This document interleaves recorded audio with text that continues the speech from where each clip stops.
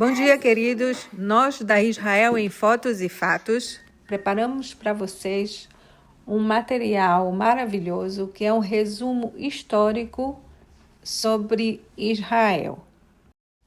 Vamos começar do momento em que o povo de Israel saiu do Egito, o Êxodo, e passou 40 anos no deserto até que entraram na terra de Israel. O rei Salomão construiu o primeiro templo, que existiu por 410 anos. Nesse momento da história, a Babilônia tornou-se um império.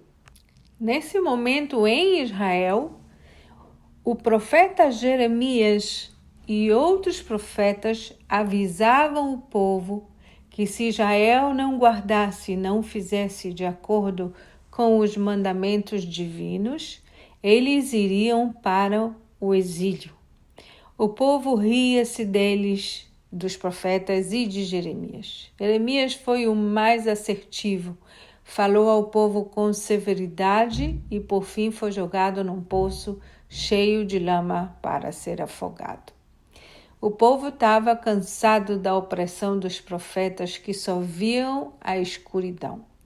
Eles não os escutaram e não corrigiram as suas ações, e Nabucodonosor ascendeu, subiu para Jerusalém e queimou o templo. E o povo de Israel foi levado cativo para a Babilônia, e este foi o exílio que durou 70 anos.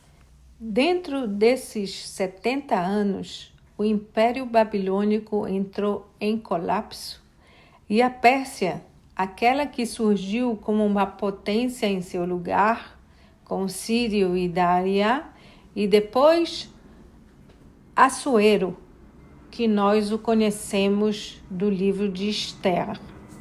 Lembram que no livro de Esther aparece a figura de Amã, que procurou destruir o povo judeu, e tudo isso acontece nesses 70 anos de exílio na Babilônia. A Pérsia, que hoje é o Irã, era uma potência que governava a terra de Israel e que também caiu. E que país conquistou a Pérsia? Então, que país conquistou a Pérsia? A Grécia. Foi graças a Alexandre o Grande que a Grécia tornou-se uma grande potência. Alexandre morreu repentinamente aos 30 anos de idade. Ele não deixou filhos. Ele tinha 4 comandantes do exército que estavam espalhados em lugares diferentes, e com a sua morte, cada comandante se auto-elegeu rei daquelas terras.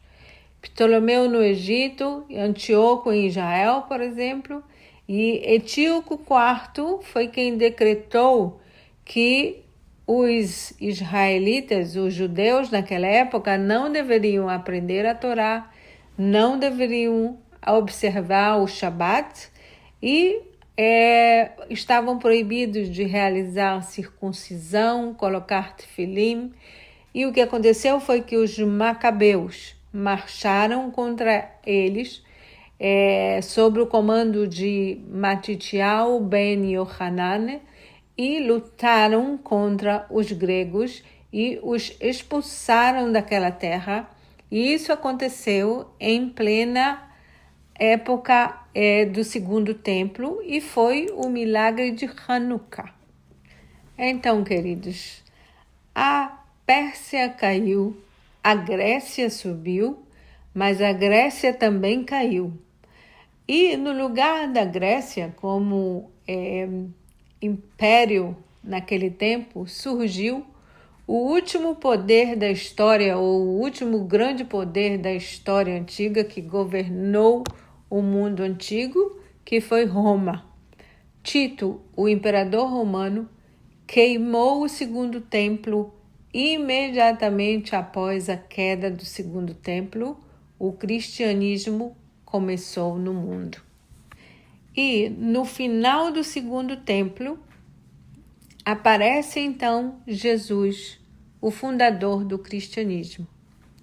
O centro do cristianismo continua até hoje em Roma. Roma queimou o templo, exilou os judeus e continuou a perseguir os judeus durante 2000 anos. Nesses 2000 anos, aconteceram as cruzadas, os pogroms contra judeus, extermínios, conspirações de sangue e a Inquisição há 500 anos. A expulsão da Espanha foi a última catástrofe sobre a qual se falava antes de acontecer o Holocausto. E há 1600 anos atrás, depois do nascimento do cristianismo, uma nova religião começou. Nasceu um homem chamado Muhammad, que se declarou profeta. Ele fundou uma religião chamada Islã. E há uma coisa interessante aqui. Durante 2000 anos de exílio, em que o povo, de quem o povo, ou sobre o domínio de quem o povo de Israel sofreu mais? Durante os cristãos ou durante o período dos muçulmanos? E a gente sabe, e a resposta é principalmente no período da era cristã, quando os judeus foram massacrados e queimados pelo cristianismo. Comunidades inteiras foram destruídas pelo cristianismo. E durante esse período, judeus e muçulmanos eram amigos. Agora, vamos ver o que acontece desde 100 anos atrás somente. Um homem chamado Herzl, judeu, um visionário, e debaixo dos seus sonhos e da sua influência política, o povo de Israel começa a organizar-se para imigrar para a terra de Israel, e daí vamos dizer que a maré muda, as coisas mudam, se invertem. Os cristãos que massacraram o povo de Israel tornam-se amigos, e os muçulmanos tornaram-se os grandes inimigos. Num dos livros do judaísmo, que é o Zohar, existe ali uma explicação por que isso mudou e por que hoje os muçulmanos são os inimigos. Mas não vamos falar sobre isso. Retornamos à terra de Israel há 80 anos. Ela estava vazia, um grande terreno baldio.